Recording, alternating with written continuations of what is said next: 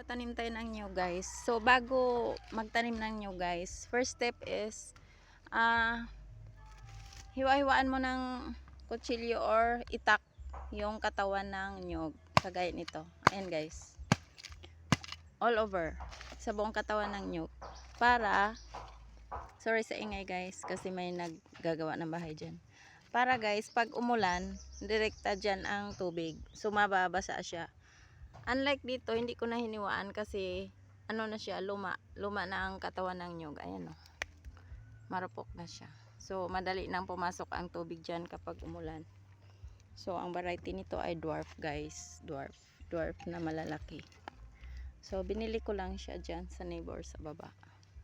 So hoping this will be successful guys. So para makakain tayo ng buko.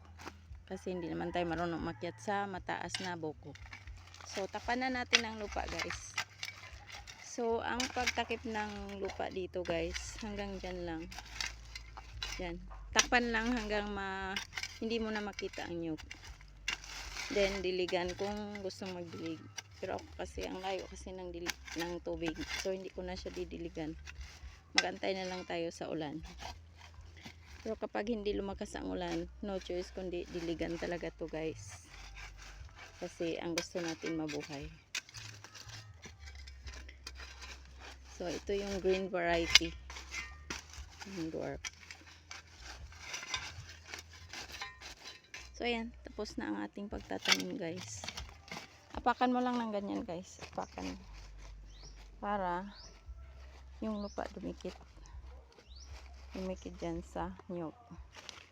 So that's it guys. May 4 pa akong itatanim. So thank you so much for watching. I hope you will subscribe.